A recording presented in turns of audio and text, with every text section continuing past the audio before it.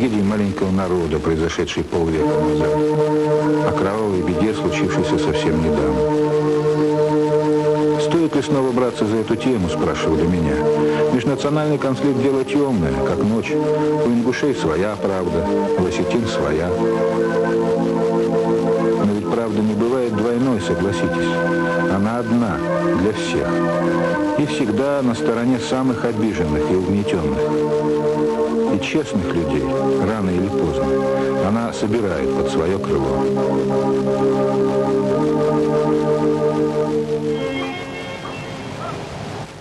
Долго делал для настоящего разведчика. Ему было 50, мне было 25. Это взял его, так сказать, видим, что да. Агапов Борис Николаевич жизнь всегда вела по неуютным каким-то местам. Я встречал его, например, на Даманском, в 69-м, когда был советско-китайский конфликт. Потом углы дальневосточной границы, Средняя Азия, Афганистан. 30 лет он в погранвойсках. Последняя должность замкомандующего по разведке. Кавалер 3 орденов за службу Родине в вооруженных силах, что приравнено было к золотой звезде героя. Незаметно для себя он обронил сейчас в разговоре: мы ингуши. Чистокровный русак. А это сын его, Илья. Прибыл недавно с женой с ее родины, из Воронежа. Но не было вопроса, вести ли Грудного в зону чрезвычайного положения. Во-первых, сам Агапов родился на границе, в горах Капельдага. Во-вторых, дети Аушева тоже здесь же. И никаких не может быть послаблений ни от друга президента, ни от народа, с которым решил разделить судьбу. Что же там происходит, да?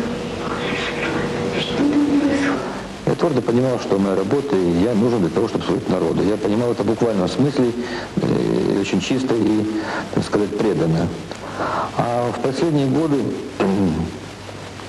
уже, значит, когда распался Союз, потом стал по черпарствам уже сляпанный этот СНГ, так сказать, так, и не сформировавшийся.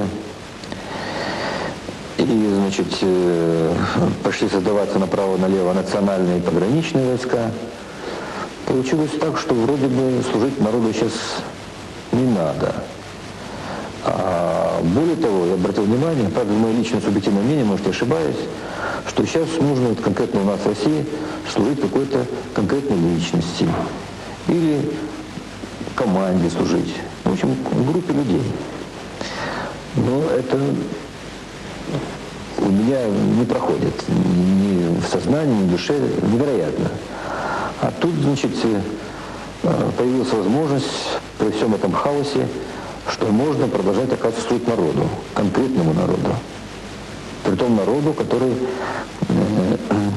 терпел массу лишений, и с такой не очень счастливой судьбой. И когда я присмотрелся, я подумал, да, это вот как раз то, что нужно. Во-первых, я все-таки буду служить народу, я не изменю своему принципу. А во-вторых, я постараюсь помочь и побороться за справедливость, чтобы справедливость восторжествовала. Знак движения солнца на флаге ингушей. Но она ходит на запад, как известно, а их отправили на восток в 44-м. И другим народам отдали их дома, и без них перекраивали их земли, и соседям прирезали целый район пригородный, тот самый, где кровь пролилась 1,5 года назад. Чечено-Ингушской республики нет, Грозненская область на карте. Нет ингушей, нет чеченцев, нет балкарцев, карачаевцев, калмыков. Вычеркнуты на целых 13 лет. Народы, враги народа. У стен этого Кремля похоронен человек, который поломал судьбу моего народа, поломал, по-моему, на века. Мне было 6 лет, когда утром, в феврале 44 года, к нам в дом вошли солдаты и стали нас собирать. Ну, взяли кто что мог в руки, нас повезли на станцию и погрузили на, значит, вагоны, товарные вагоны. Что это просто нас пугают, нас сейчас скоро домой отпустят, что не надо бояться, успокаивали, женщины плакали.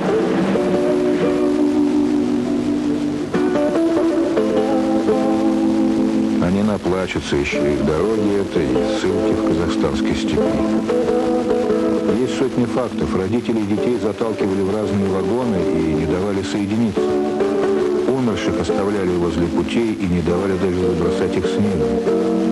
Через годы и годы еще сколько тысяч людей продолжали ехать во сне в тех телячьих вагонах и просыпались в плаче.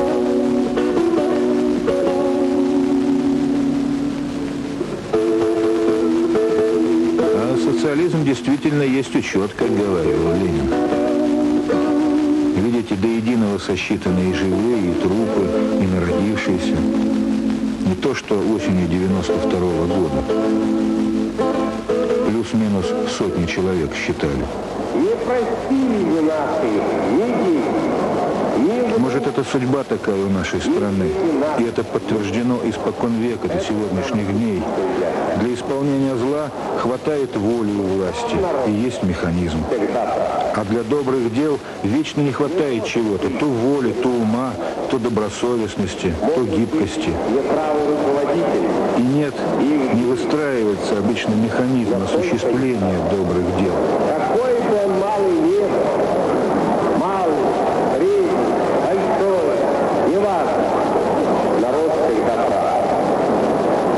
И то, что принял сейчас решение позавчера Верховный Совет Российской Федерации реабилитировать репрессивные народы Российской Федерации, я вам об этом официально заявляю. Это значит реабилитирован репрессивный ингушский народ.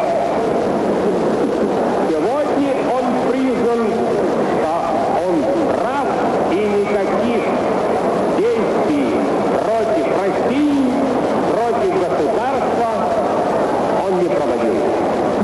Ингушский народ своей историей доказал, что он не агрессивен, что он добр, что он трудолюбив, что он не завоеватель. Нет, он требует справедливости. И как вы решите, или Ингушская автономная область, или Ингушская автономная республика, как вы решите, и как вы обратитесь к Верховному Совету России, так мы и решим.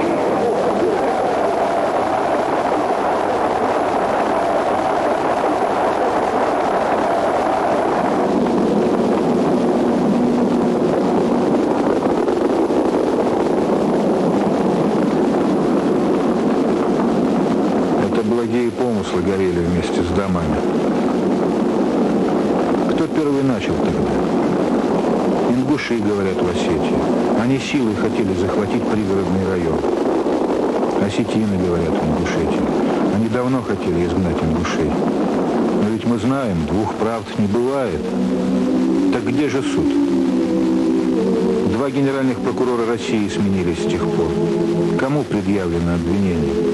Почему на свободе те, кто стравливал два народа?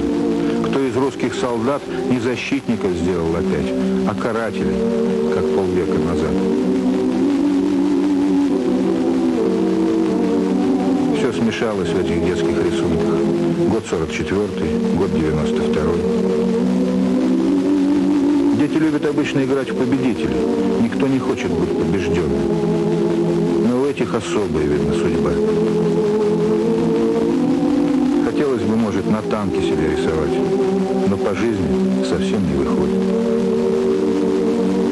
Хотелось бы, может, солдатом быть, но по жизни ты жертва солдата.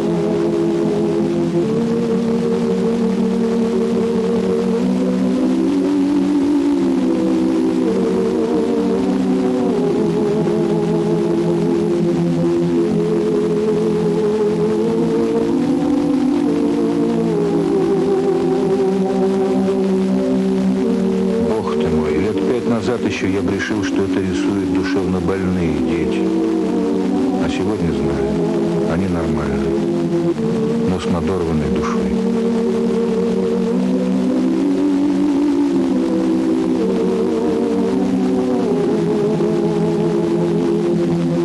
Они изгнаны, как и взрослые, из своих домов в пригородном районе. 60 тысяч человек изгнаны, и больше половины.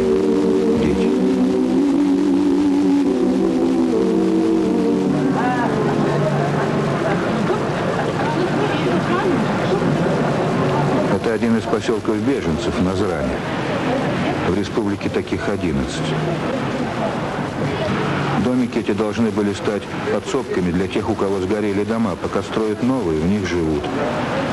Но возвращение задержалось.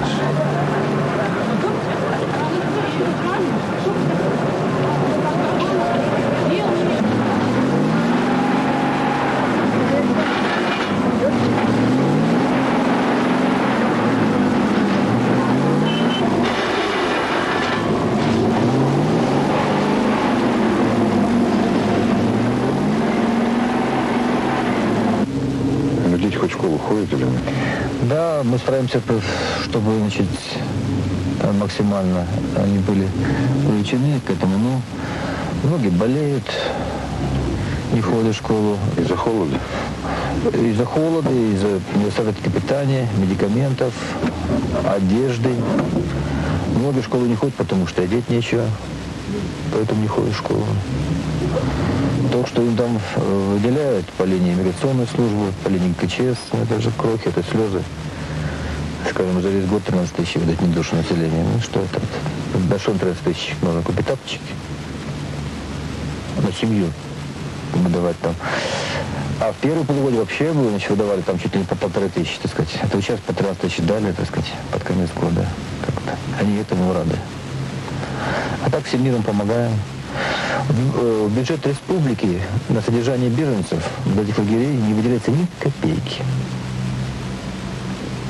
Мы, чтобы помочь людям, вынуждены идти на какие-то финансовые нарушения из каких-то, значит, смет, из каких-то, значит, направлений, от какого-то ведомства деньги забирать, выполнять какую-то программу и вот выделять свои деньги. Ну что это такое? Сколько? 2 детей, у меня 8 детей. А здесь со мной, а 2 у меня учатся в России. Вот в Ярославе учатся в институтах медицинские и помочь нечем. Вот девочка сейчас экзамены сдает, даже на хлеб у нее денег нет. А там что стипендию дают? Дома-то у меня было хоть послать, что свой скот держала. Разве вот такие люди, вы посмотрите, разве они воевали? Если ночью, вот ночью легли люди спать, и тут начинается обстрел, ты выскакиваешь с дома, в чем есть. В ночных рубашках люди повыскакивали, бежали оттуда. Потому что, ну, неизвестно что, неизвестно откуда, как, что, никто ничего не знает, все в панике, дети плачут. Это что было? За 3 дня нас оттуда выгнали, 3 дня, а уже 2-й год и ничего нету, никакой, ничего нету. Вот решается, на весу лежит вопрос, и никто его не решает. Нам домой вернуться. Почему? Пускай там не домов нету, ничего. Вы там не были? Там ничего нету. Там вот просто разрушены. Ворота уносят, раскладывают. Вот остальное, что осталось, разбирают кирпичи, уносят. Все разносят. Пускай уносят. Но лишь бы мы домой вернулись. Ну, указ вышел. Но они не могут жить, но мы-то можем жить. Но был такой вариант, что вам новое место дать построить. Зачем нам новое место? А нам не надо. Ну что, привыкли уже. Я там родилась, я хочу там жить. Зачем мне Пусть они новое? на эти новые земли идут сами. Пусть они идут. Мы хотим на свои места вернуться. Мы бы хотели спросить. Еще вот. Мы обрабатывали, мы свою. Я бы вот сегодня хотела спросить. Вот вы со Станкина. Много к нам приезжают. Ответьте нам, пожалуйста, кто ответит вот нашим детям, которые остались сироты, матерям, которые остались без детей, женам, которые остались без мужей. Без слез даже невозможно говорить. Нам надоела вот эта мука сегодняшняя. Люди на ходу падают, уже выдыхают. Все хотят вернуться домой.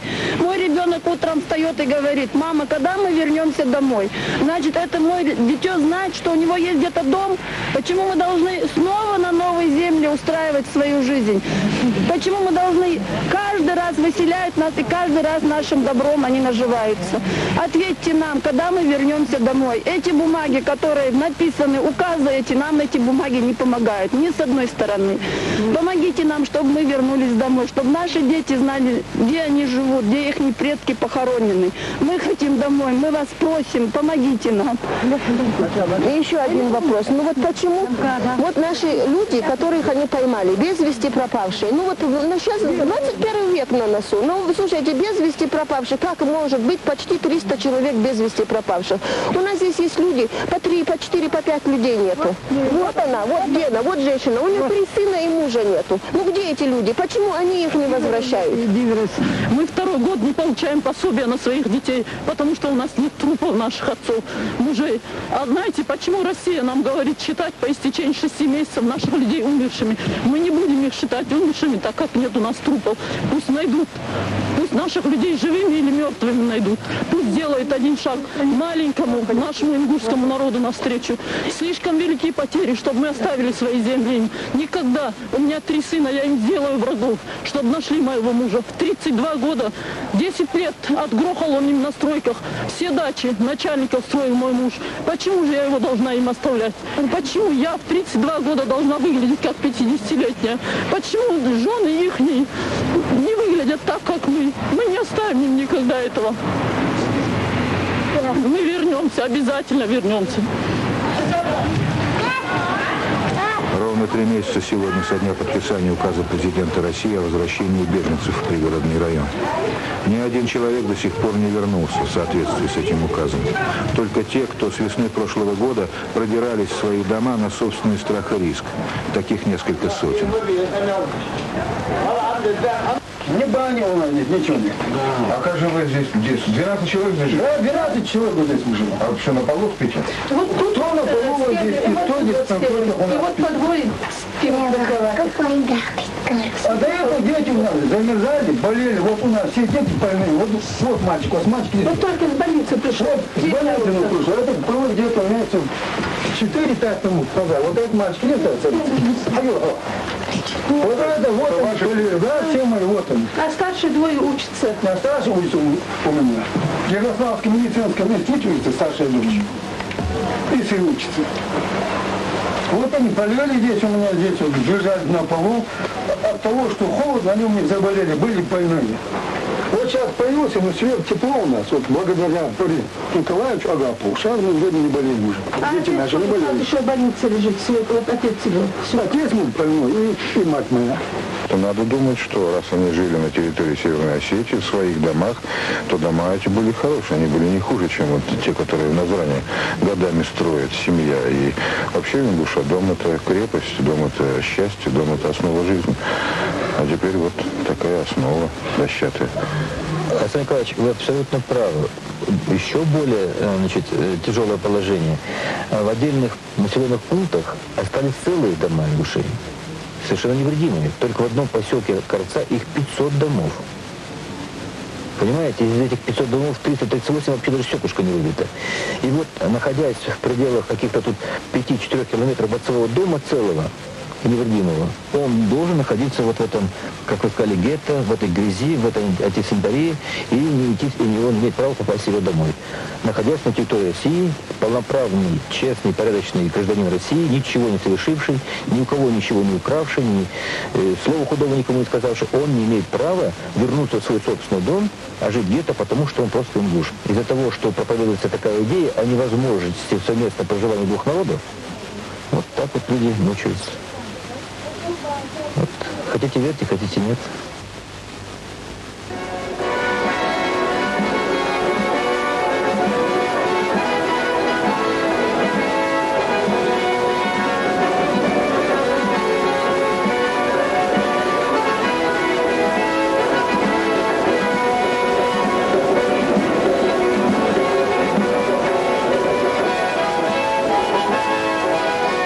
С Россией всегда отношения у них были сложные. Россия их завоевала в начале прошлого века, считают. Но нет, завоевывала больше, чем век. Восстание Шамиля, поход генерала Ермолова. Даже Деникин хотел их покорить. При царях пытались их крестить, мусульман. При советской власти разводить свиней заставляли. А они кинжалы пускали в ход. И уходили в горы. Самые гордые из них.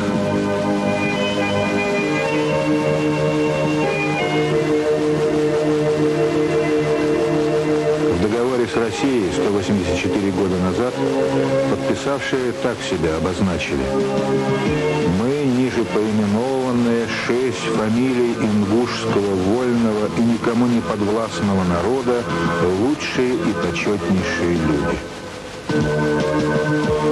кстати, и сегодня самый распространенный у ингушей.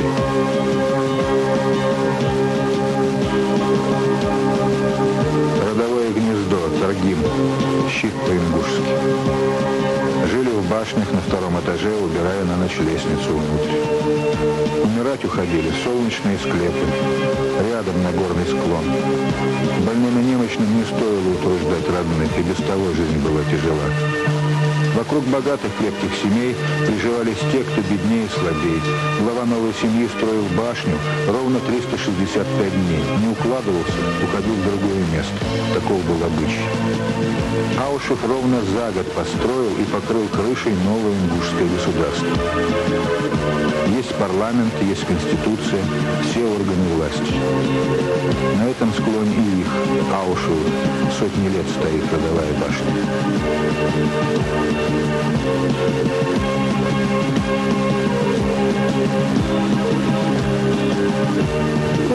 Это башня признак свободолюбия.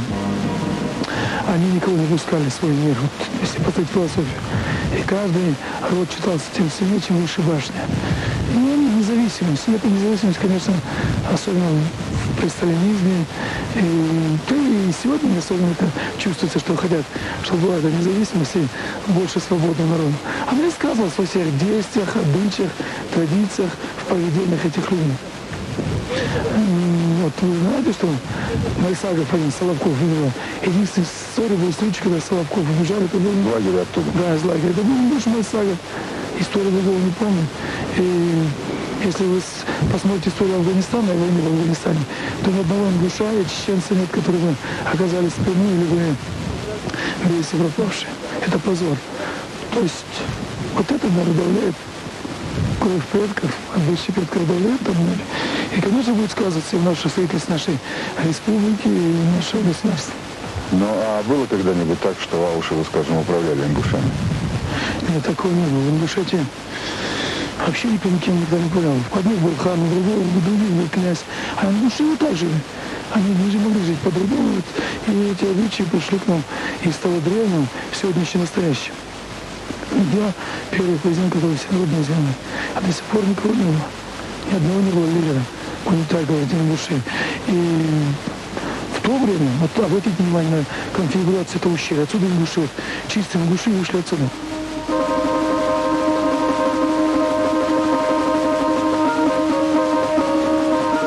Они сходили в долины, начинали земли пахать постепенно.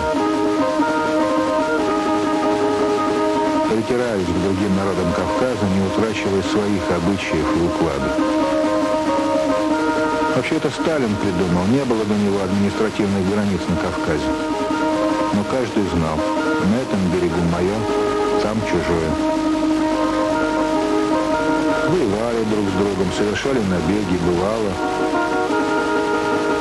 Но зря ничьей крови не лили. И за смерть лишь карали смертью, и за самую страшную обиду.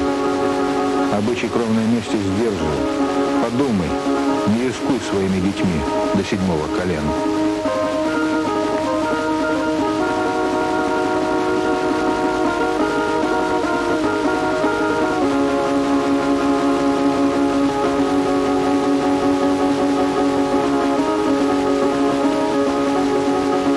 Если вообще вот изучить, какая культура каждого народа, мы друг друга больше уважали. Вся беда то, что мы все не учим в этом плане. И особенно те люди, которые взялись за межнациональные отношения, за национальную политику, в том числе и современной России. Они знают 1/1000 того, что лежит в обычаях, традициях и возможностях народа. И когда приходят с своим бездарным понятием, бездарным, значит, таким выполнением своих обязанностей, они вот пытаются решать проблемы и чеченцев, ингушей, осетин, дагестанцев, кабардинцев, то есть народы, которые имеют свои особенности, их надо знать хорошо. А вот это что за красавица? Это знаменитый Уцигмацик Долгиев. Это легендарная личность. Он родился в 1810 году, когда Россия и Ингушетия заключили мир, и с тех пор мы никогда его не нарушали. И в Санкт-Петербурге он был маленький такой еще офицер, 17-летний юноша, 2 метра рост. И на набережной, испугавшие лошади, несли колесницу, в которой сидела царская семья Александра I. И их трое было. Он с лошади прямо прыгнул на коренной, сломал хребет лошади и остановил эту. С тех пор поддерживал отношения до 1957 года. И если на Кавказе какие-то происходили события, губернатор неправильно поступил, он садился на лошадь, ехал в Петербург и решал эти проблемы. Это знаменитый Эльберт Нальгиев. Он Цусимское сражение в Японии, он повез туда 200 ингушей.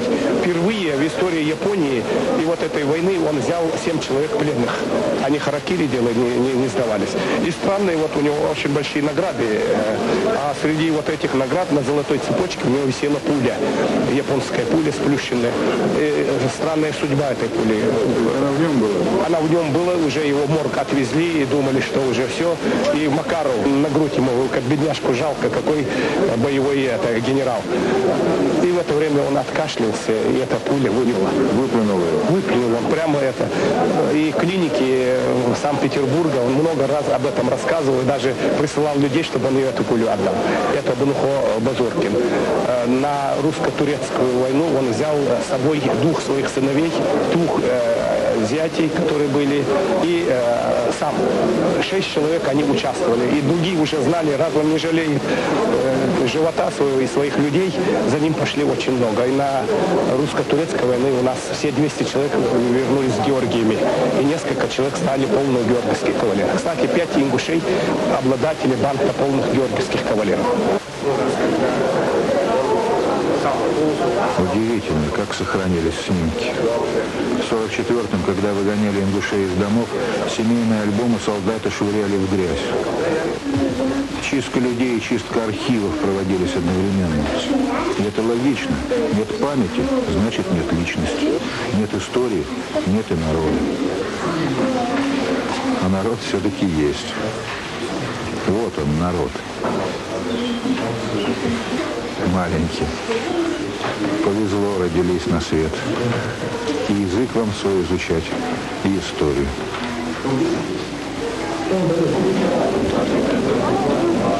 23 февраля. 50 лет назад на фронте для одних праздник был в этот день. А с офицеров и солдат, ингушей и чеченцев срывали погоны, медали, ордена и кричали они: «Повезло тем, кто погиб до этого дня».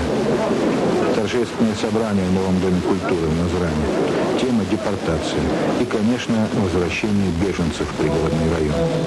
Что сделано российским руководством для того, чтобы решить проблему возвращения? Самое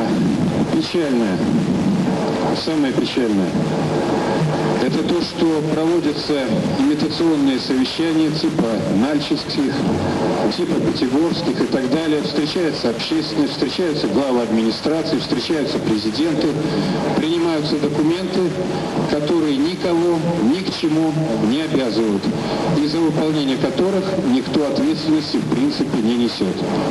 Предлагают начать миротворческий процесс сейчас, не возвращая людей домой. С кем? Человек сидит в гетто, и мы будем проводить миротворческий процесс. Мы полагаем как? Люди вернулись домой, встречаются там же с соседями и так далее, под контролем, под охраной, и идут там диалог друг с другом, все с соседом, улица с улицей, но все находятся в равной положении, все дома. И решают вопрос, привлекают стариков, старейшин, духовенство, как быть в этом случае. С этой семьей, там пострадали, что делать? Вот, наверное, то есть она садится вместе и вести разговор. Но не так. Я сижу дома, ты сидишь в грязи в гетто, и мы давай с тобой будем договариваться. Тогда надо, чтобы они все приехали к нам в гетто, и здесь начнем договариваться. Либо мы все должны ехать туда. Нет, тоже нет. А как тогда? Давайте, вы делегируете своих 3 человек, мы своих там 5, там 3, и пусть они договорятся. Так эти 3-5 не договорятся никогда, потому что они таких полномочий никогда не получат. И никто не даст, они не возьмут все полномочия за кого-то договариваться. Должны договариваться между собой люди решать. И что удивительно, сами же пронося этот лозунг, что должны решать люди, не дают людям это решать. И что поразительно, вот в эту игру, в эту удочку попались представители временной администрации. И они тоже об этом говорят. А почему они живут все-таки на территории Северной Осетии, в Владикавказе, а не в другом где-то нейтральном месте, которое здесь вокруг полно? И такая же равноудаленность будет и от Владикавказа, и от Назрани. Скажем, Нальчики. Вот на этот вопрос ни один представитель временной администрации нам толком не ответил.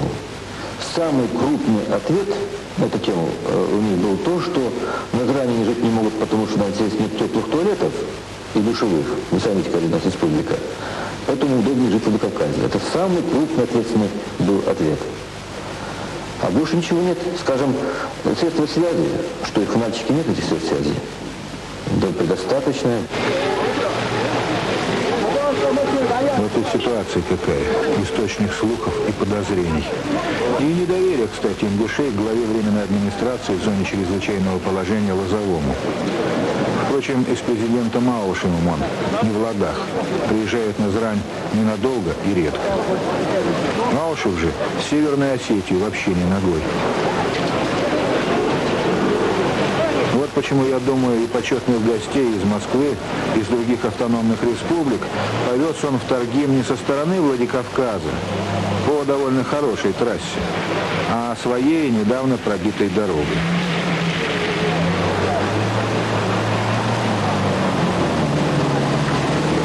Ну, впрочем, дорогу это тоже трудно назвать.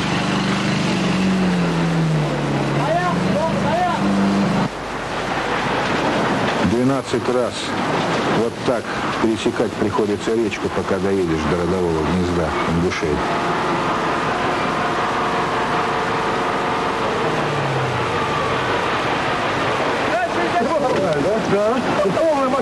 Сергей Филатов, руководитель администрации президента России.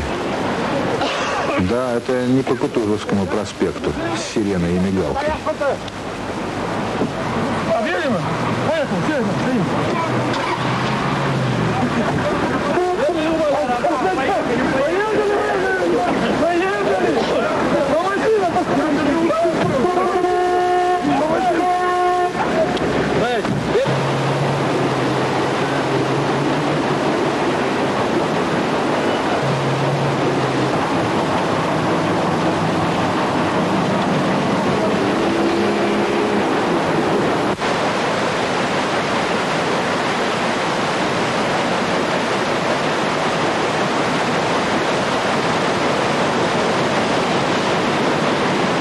Это то самое Асинское ущелье. В кровавом ноябре 92-го пробирались здесь по горным тропам тысячи ингушей из пригородного района. Падали и поднимались. Были случаи, роняли в пропасть детей. 30 с лишним километров страшной дороги.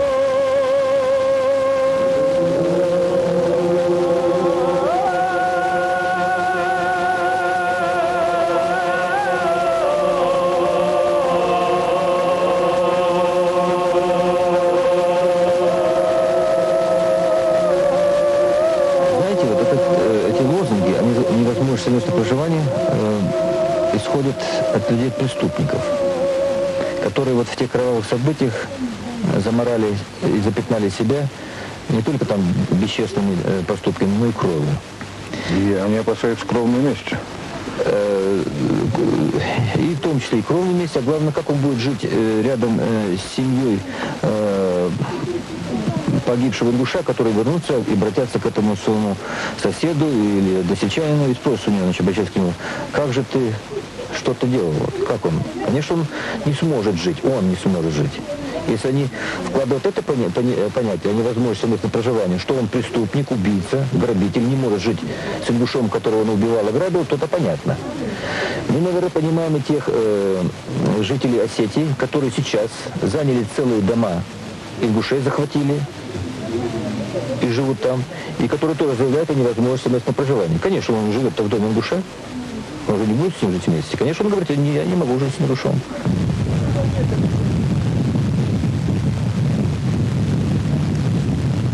Стоило 12 рек пересечь, чтобы увидеть вот это, так сказали гости. Поутру был заложен первый камень новой столицы Ингушетии, вблизи Назрани. Проекты застройки уже готовы.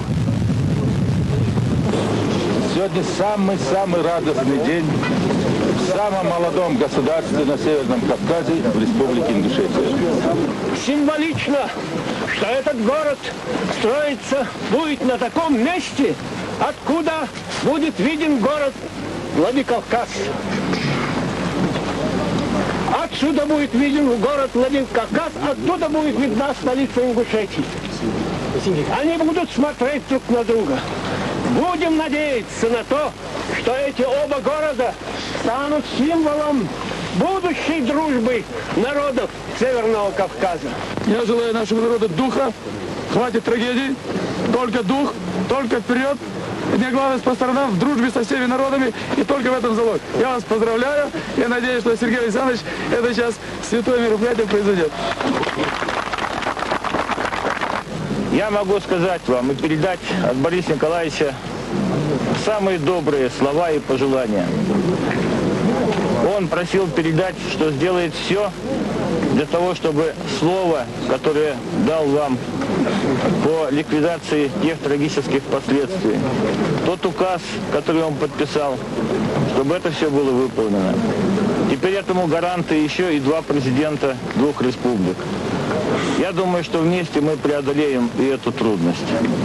Россия всегда с вами.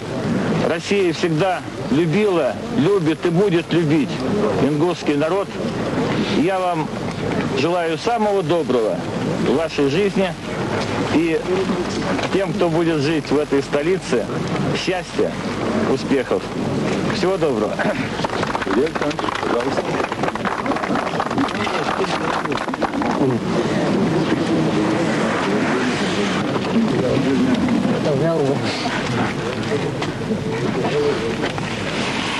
Заложено послание в капсулу для следующих поколений.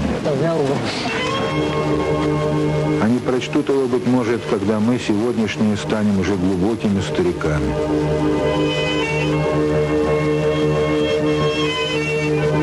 Древние войнахи считали когда-то, что души недобрых людей вселяются в мух, а добрые души наследуют дети.